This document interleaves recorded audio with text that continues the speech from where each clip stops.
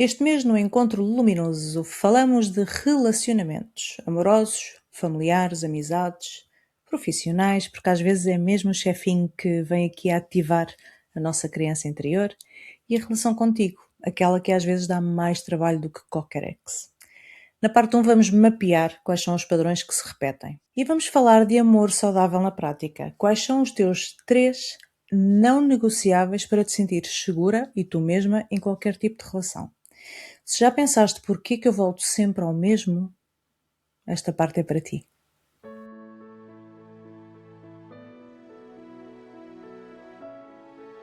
Este é o Encontro Luminoso, um espaço de partilha honesta de espiritualidade vivida com os pés na terra. Sem perfeições, sem personagens, apenas mulheres reais, ferramentas diferentes e aquele amor que te ajuda a conectar com a tua própria verdade. Aqui vais ouvir vivências, tropeções, gargalhadas e dicas práticas que fazem diferença no teu dia-a-dia. Pronta para voltar a ti? Então, abrimos o círculo.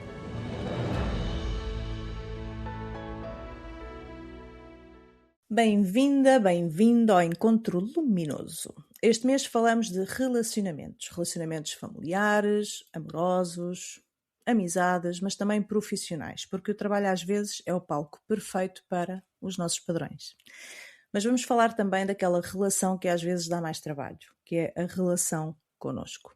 A ideia hoje é muito simples, perceber padrões e trazer clareza. Portanto, vamos diretas ao assunto, que eu hoje estou aqui on fire. Cecília, quais são os padrões que se repetem nos relacionamentos? E ao repetirem-se, o que é que eles estão a tentar proteger ou qual é o medo que pode estar por baixo disso? Dos padrões que mais se repete na maioria das relações é o padrão de nós nos adaptarmos aos outros, irmos ao encontro daquilo que os outros esperam de nós. E isto tem como consequência estarmos sempre e de uma forma bastante inconsciente, na maioria das vezes, acabarmos por estar fora de nós, não em presença, não em consciência daquilo que nós somos e de expressarmos a nossa verdade, mas sim de nos estarmos constantemente a moldar às expectativas dos outros. Às vezes expectativas concretas, porque sabemos que determinadas pessoas esperam algo de nós, como às vezes coisas da nossa cabeça, não é? Que nós achamos que as pessoas esperam de nós e que nem sempre corresponde à verdade. Aqui, em relação às expectativas reais, isto começa logo no seio familiar, desde criança, em que a criança quer ser ela própria e muitas vezes não pode. Muitas vezes será por motivos de segurança, né? A criança quer ser ela própria e quer atravessar a rua sem olhar para os dois lados para ver se vai algum carro, e os pais, pelo bem da criança, têm que ensinar a parar, não é? E a olhar para os dois lados antes de atravessar. Outras vezes a criança quer cantar ou quer assobiar ou qualquer coisa e por algum motivo isso pode incomodar os pais que a mandam calar, que lhe pedem para não fazer isso ou que se irritam, que têm uma reação irritada. Isto são só exemplos. O que se passa aqui é que as crianças são muito observadoras, elas sentem como é que as suas ações, que impacto é que as suas ações têm nos pais. Às vezes os pais nem precisam de falar, os pais ou quem os cria, não é? Pode ser avós, tios, e às vezes os pais até podem não falar, mas as crianças muitas vezes sentem, percebem que uma determinada atitude não foi bem vista ou não foi bem aceita. E, portanto, isto começa logo no seio familiar e depois vai-se perpetuando pela escola, não é? Por toda a carreira académica, na adolescência, o querer pertencer a um grupo, com os seus pares, ou quantas e quantas vezes os adolescentes estão a dizer coisas que na verdade não sentem, ou fazem coisas que na verdade, com as quais na verdade não se identificam, não é? Eu até vi isto uma vez, o meu filho, quando entrou no 5º ano, e ele é um rapaz com quem eu sempre gostei muito de falar de coisas mais profundas, E eu lembro-me dele, portanto, ele tem ali uma boa maturidade emocional para a idade dele. Eu lembro-me quando ele entrou no 5º ano, houve um dia em que ele à noite me disse: mãe, se tu me visses na escola nem me reconhecias do diferente que eu tenho de ser para sobreviver. Portanto, isto diz tudo. É na escola, mas começa logo em casa, não é? E então há logo aqui uma sensação de pouca segurança para nós sermos nós próprios. Então, naturalmente, este é logo o maior padrão de todos. E que eu acho que isto é para toda a gente. Eu acho que dificilmente poderão haver aqui exceções. Talvez numa tribo, algures, no fim do mundo, isto seja diferente, mas para quem vive em sociedade, eu acho que toda a gente, sem exceção, acaba por ter este padrão. Ou num ambiente escolar, ou profissional, ou amoroso, ou familiar, onde for. Eu aqui posso dar o meu exemplo. Vai um pouco mais para a parte do relacionamento amoroso, mas era realmente uma tendência que eu tinha de envolver-me em relacionamentos com pessoas a quem lhes faltava uma data do que eu digo checks, não é? Da minha lista, coisas que eram importantes para mim e que não estavam. E eu não fazia isto não é porque tivesse medo de ficar sozinha, mas era como se internamente eu me dissesse: o meu príncipe encantado não existe, mas mais do que isto, o que eu me dizia era o facto de me ter de contentar com o que há, com o que é, porque eu não mereço mais. E acabava por me envolver. Portanto, há também muitos padrões nos relacionamentos de não merecimento. E hoje em dia também percebo que, se calhar, no fundo, também estava um pouco presente o medo de ser abandonada ou de ser magoada. Portanto, eu acabava por eleger com uma certa proteção mental, provavelmente, e inconsciente, mas eu levava sempre as minhas relações ao máximo, dava sempre tudo, até ao meu limite, e depois acabava por ser eu a terminar, já numa fase em que não sofria porque já estava pela ponta dos cabelos. Então, nunca me magoava, porque ia até ao limite, não é? E ficava ali fresquinha e fofa. E outro padrão que eu também tinha, que depois acabava por compensar com solidão ou isolamento, se calhar um pouco mais extremo, mas era também a adaptação extrema, que era eu tentar ser algo que no fundo eu não era, não é? E havia aquele receio de eu ser sincera, tinha segredos, e eram coisas inocentes, mas eram coisas que eu achava que não era seguro partilhar, ou ter aquela tal necessidade de agradar e de ser aceita. É um pouco aquilo que estavas a dizer, no fundo, Cecília. E era como se existissem estas duas versões minhas, e foi algo também que eu só percebi quando conheci o David, não é? Porque eu tinha saído de uma relação que me fez sentir completamente anulada como mulher, como pessoa, e eu nesse momento decidi: epá, se for para ficar sozinha o resto da minha vida, eu fico. Mas acabaram-se as relações em que as pessoas não são exatamente aquilo que eu preciso. Acabou. Estás a ver? Sim. E quando conheci o David, começámos numa relação de amizade, não é? Falávamos imenso, contei-lhe a minha vida toda, contei-lhe os meus podres todos, pá, contei-lhe tudo. E depois, quando a coisa começou a ser mais romântica, não é? Foi quando eu percebi que, epá, eu estou a ser eu com ele e com os meus amigos. Finalmente posso ser a mesma pessoa. E só me dei conta aí de que não era eu em todos os outros relacionamentos que tive. Portanto, havia sempre uma adaptação muito radical, que é no fundo aquilo que nós aprendemos a fazer, não é? Desde pequenos, vamos nos adaptando para encaixar. Eu fazia muito isto. Portanto, aqui o padrão de não merecimento também às vezes coloca-nos em relacionamentos que claramente não são para nós, mas internamente nós sentimos que também não merecemos melhor ou que não existe. Sim. Não é? Para nós que não temos esse direito. Acho que também acontece muito, e sem dúvida a parte da adaptação. E na escola vê-se bastante também. Um padrão também, portanto, que é muito comum é darmos muito, não é? Darmos muito ao outro, fazermos muitas coisas pelo outro, porque sentimos que, de alguma forma, se eu não sou útil, se eu não estiver a dar algo a alguém, então quem é que eu sou? Por que motivo é que esta pessoa vai gostar de mim? Que isto vem também de um lugar de desvalorização, não é? Portanto, se eu não tenho algo para dar a essa pessoa, que valor é que eu tenho para essa pessoa? Porque que motivo é que ela vai gostar de mim se eu não vou dar algo de mim? Se eu não tiver uma utilidade, Exatamente. não é? Uma função. Sim, isso também me ressoa muito. Mas no fundo, lá está, estes padrões não são defeitos, são mesmo proteções com anos de serviço. Anos de serviço. Isto leva-me aqui a uma perguntinha para a Catarina e para a Cecília, que é: o que é o amor saudável? E quais são os vossos 3 não negociáveis? O que é que vocês numa relação, seja que tipo de relação for, tipo, isto não é negociável. Por exemplo, para mim, o amor saudável é um sítio, e isto amor, qualquer tipo de amor, não só o amoroso, não é aquele dos calafrios na barriga, mas este amor é um sítio onde eu posso ser eu mesma, sem máscaras, não é? Que era a tal adaptação que estávamos a falar, onde eu posso respirar a pleno pulmão, onde eu não preciso provar valor, como tu muito bem referias, Cecília, e onde o meu corpo também, porque aqui o corpo acho que também é muito importante, onde o meu corpo não vive em alerta. O que é para vocês o amor saudável? E aqueles 3 de se isto não está, corta já. Começo por ti, Catarina. Exatamente, red flags aqui.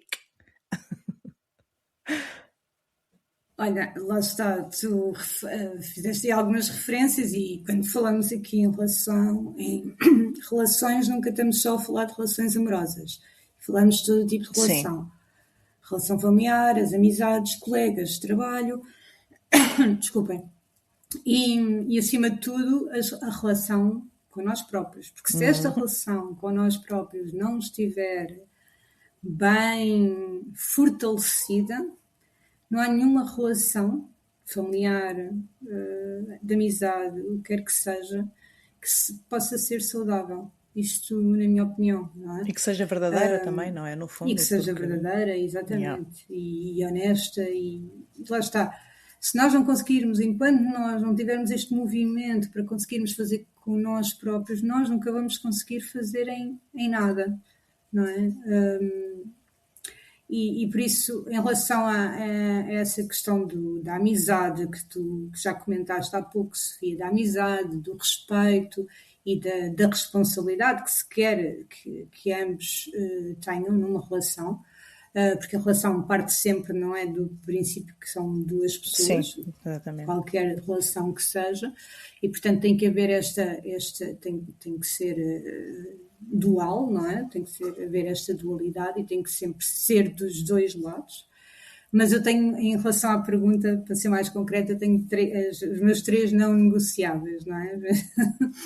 Olha, primeiro foi, e lá está, também vamos conhecendo estes nãos ao longo da vida, sim, não é? Sim, os meus sim. nãos são agora, aos 15, 16 anos eu não os conhecia, teria outros. Sim, na altura não houve, tudo era negociável. Não havia exigência. Mas isso também faz parte da nossa, não é? Da nossa formação, é isso. Neste momento há um não que é muito irrascível, que é o meu espaço. A minha bolha de tempo, eu preciso de tempo e espaço para mim, para fazer o que eu gosto, o que me nutre, e acho que isto é mas tão importante para qualquer tipo de relação que se pretende manter saudável, porque no fundo o amor, por todas estas relações, há aqui uma base de amor, não é? Até com o colega de trabalho, é este dar espaço, não é? Que é tão importante. E para quê? Este espaço serve depois também para que cada um de nós possa dar mais de si na relação. Cada pessoa precisa de estar bem consigo mesma e para fazer o que gosta, o que nutre, para estar inteiro para a relação. Liberdade para ser. Exatamente, exato. E a mim esta liberdade tem muito a ver com este meu tempo, este meu espaço, este meu momento. Ok? Porque isto é uma coisa, lá está, cada um depois terá os seus não negociáveis que serão diferentes. Depois, para além deste, há outros 2 que para mim são interdependentes e que são sem dúvida os mais importantes. que é a honestidade e a coerência. Ou seja, o que eu estava a dizer há pouco, ser honesto com nós próprios, para depois conseguir ser honesto e verdadeiro na relação.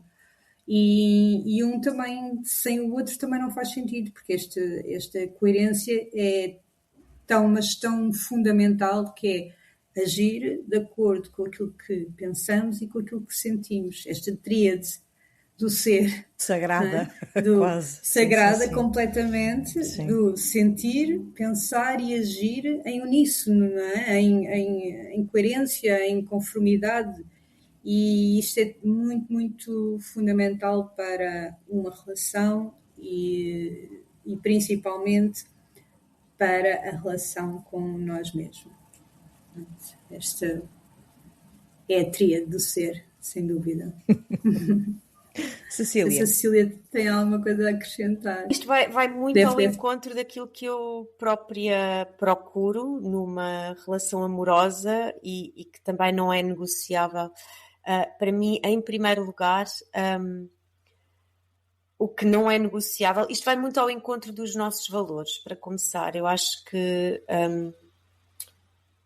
pegando no exemplo de uma relação amorosa, eu acho que se duas pessoas têm valores muito diferentes, dificilmente conseguem encontrar aqui um ponto onde se podem encontrar. Ou seja, eu sei que há dois valores para mim que eu não negocio, que são família e liberdade. Então, para mim são mesmo prioridade. Significa que se eu vou ter alguém ao meu lado que é emocionalmente dependente de mim, que me faz cobranças, se eu não mando uma mensagem em resposta a uma mensagem que mandou, porque há ali inseguranças da parte da pessoa, isto começa-me logo a dar comichão, não consigo lidar muito bem com isso. Portanto, tem que ser alguém que também tem maturidade emocional para tocar com a sua vida, portanto é um ser inteiro que não está comigo para eu preencher ali vazios, não é? Porque lá está, eu também não vou querer fazer isso em relação à pessoa, que essa pessoa venha preencher algum vazio que eu possa ter em mim. Família também, para mim a prioridade, enquanto os meus filhos estiverem a viver comigo, serão sempre a minha prioridade, não é? Portanto, lá está, cobranças nesse sentido vai acabar por ser mais difícil, mas isso acaba por ser tudo um bocadinho dentro do mesmo, não é? Da pessoa ter maturidade emocional para também ter a sua vida e haver aqui muito respeito de parte a parte pela vida um do outro, não é? Porque a vida já tem tantos desafios que a relação amorosa também vai ter os seus desafios, mas acima de tudo é para podermos tornar a vida um do outro mais leve e não colocar ainda mais peso nela. Depois é muito importante para mim também a comunicação, o saber comunicar, haver sempre espaço para ter conversas profundas, para haver verdade nessas conversas, uma comunicação que vem do coração e não do ego. Como eu me coloco facilmente num lugar de vulnerabilidade e para mim é importante eu transmitir o que sinto, eu espero isso também da outra pessoa. E aqui, na verdade, é tanto em relacionamentos amorosos como de amizade, familiares, é o que eu também espero da outra pessoa. Portanto, esta comunicação verdadeira, vontade de comunicar. De querer assumir também a sua responsabilidade. Lá está, isto realmente tem muito a ver com a parte do coração e não do ego. E saber assumir quando se falha, quando se erra, ou pôr as coisas noutra perspectiva, não é? Isto tem muito a ver também com a vontade de crescer com a outra pessoa.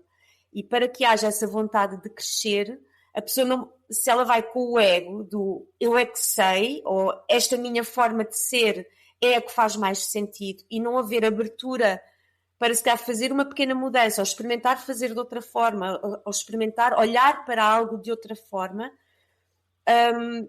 a pessoa fica ali muito estanque. E para mim então também precisa de haver esta vontade, parte a parte, de crescer com o outro, não é? De aprender E isso também parte muito do coração e não do ego. E isto às vezes vê-se já num conflito, não é? Entre relações, numa relação amorosa, por exemplo, muitas vezes há um conflito em que a pessoa parece que não quer dar o braço a torcer, não quer dar razão, porque fica ali naquele orgulho. Pronto, esse tipo de coisas para mim são mesmo já não negociáveis, porque eu já passei bastante por isso. Este jogo de ego, de tentar perceber quem tem mais poder, e não é por aí. Sim. Para mim faz sentido eu ter alguém ao meu lado que me aceite tal como eu sou, e que eu também possa aceitar tal como ela é. Pronto, e que os defeitos, não é? Ponho assim entre aspas, porque para mim pode ser um defeito, para outra pessoa pode ser uma qualidade, mas que não sejam defeitos, que hajam aqui características que nós possamos aceitar um no outro, e de percebermos juntos o que é que a própria pessoa acha em relação àquela característica que ela tem, se quer mantê-la, se quer talvez mudar. Portanto, isto é um crescimento constante e contínuo, não é? Que vai par a par. Pronto, e haver esta vontade. Sim, no fundo são... No fundo os relacionamentos são parcerias, não é? Exato. Até quando dizem que os opostos se atraem, no fundo voltamos um bocadinho à questão do espelho. Que é aquela pessoa tem algo que eu até gostava de ter, né, mas não tenho, então vou nutrir-me daí. Porque às vezes sim, os opostos completas depois tudo aquilo que está em falta, podes crescer com isso. E a parte da família que tu estavas a referir também é importante, porque às vezes, principalmente nos relacionamentos amorosos, às vezes acontece muito, não é? Quando alguém já tem uma família, já tem filhos, o próprio namorado ou namorada entrar em competição com os filhos, sim, por atenção. Sim. Isto acontece bastante. É verdade. Isto acontece bastante. Eu passei por isso. Eu como filha, não é? Mas estava ali em competição e às vezes não é fácil. Estas dinâmicas de trazer alguém novo, é mesmo importante que exista aqui sintonia. Ias dizer qualquer coisa, Fátima? Sim, que acho que é realmente muito importante mesmo. O tema dos relacionamentos, por vezes pode parecer muito simples, mas no fundo vai muito mais além. Porque para eu poder ter um relacionamento saudável, seja com a minha mãe, seja com os meus filhos, com a minha companheira ou em casal, a questão é que eu tenho de me conhecer muito bem a mim própria. Muito bem. Sem filtros, de maneira plena e natural. Quando somos crianças, não existe normalmente essa percepção. Quando somos adolescentes, estamos a criá-la. Quando começamos a ser adultas, parece que já temos uma certa noção, mas no fundo, esse ego do que estiveram a falar é muito grande, pelo menos ao princípio, quando a nossa personalidade se começa a construir.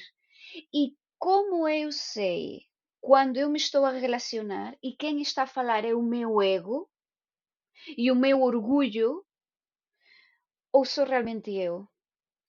Isso tem de estar mesmo muito claro, ou ir limando, lixando aos bocadinhos para compreender. Mas para mim a base aqui é o respeito. Sim.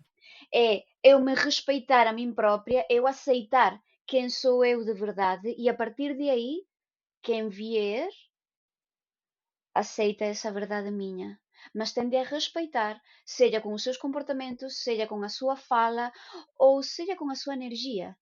Porque muitas vezes a própria energia da pessoa é tão sumamente forte que parece que está a absorver a energia de toda a gente. E qualquer pessoa que fica ao lado, até lhe custa respirar. Então, aqui o principal é, eu conheço-me a mim própria, o que é realmente importante para mim? E a partir de aí, com respeito para mim e aceitação, o respeito e a aceitação também do outro para comigo. Para mim isso é essencial. É essa viagem primeiro a nível interno e depois com os outros, né? Mas sempre tendo esse respeito mútuo. Quando eu me separei, há uns anos atrás, senti muita necessidade de estar sozinha. Eu anulei-me tanto, fui-me anulando, porque até foi uma relação de muitos anos e que começou muito bem, e que foi engraçado porque ela partiu precisamente de uma amizade, tal como tu, Sofia, com o David, e senti-me realmente muito em casa, e eu acho que uma relação amorosa, aí eu aprendi que realmente uma relação amorosa tem mais chance de correr bem quando parte de uma amizade. Sim, concordo. Pronto, mas ao longo dos anos fui-me anulando e foi nessa relação que eu fui mãe, portanto, e ele foi pai, portanto há aqui várias mudanças e crescimentos que vão acontecendo e que às vezes vão deixando as pessoas mais distantes uma da outra. E o que eu me apercebi foi o quanto eu me tinha anulado nos últimos anos nessa relação e a necessidade que eu senti de estar sozinha depois da ruptura. E que eu senti mesmo necessidade de estar pelo menos 3, 4 anos sozinha para eu criar esta relação comigo mesma e perceber quem é que eu sou, não é? Quem é que eu quero ser, o que é que me faz sentido, o que é que não me faz sentido, o que é que eu quero, o que é que eu não quero. Começou primeiro pelo que não queria, depois perceber o que é que eu queria. Isso fica logo muito claro. Isto já não quer mais. E sim, é realmente importante aquilo que a Fátima estava a dizer, nós estarmos bem connosco, fazemos esta viagem ao interior, e foi quando eu realmente fiz a minha maior viagem ao interior, foi precisamente depois dessa separação, de eu precisar de perceber o que é que eu precisava de trabalhar aqui mais profundamente em mim, e resgatar partes de mim, não é? Ir mais ao encontro de mim, da minha essência, de quem eu verdadeiramente sou. Portanto, sim, isso é muito importante. E eu acho que estar sozinha também, principalmente depois de uma relação, é extremamente importante. Há muita gente, não é, que não sabe estar sozinha. Então salta de uma relação e mete-se diretamente noutra. E este tempo para estares contigo mesma, por todas as razões que mencionámos aqui, é mesmo muito, muito importante. Muito importante. No fundo, nós não queremos um amor que nos faça contrair, não é? Nem duvidar de nós. Nós queremos um amor daqueles bons, que é aquele que nos expande e que nos ajuda a voltar a nós. E na próxima parte vamos à família. Papéis, lealdades e limites. Sem culpas e sem guerras. Hasta pronto!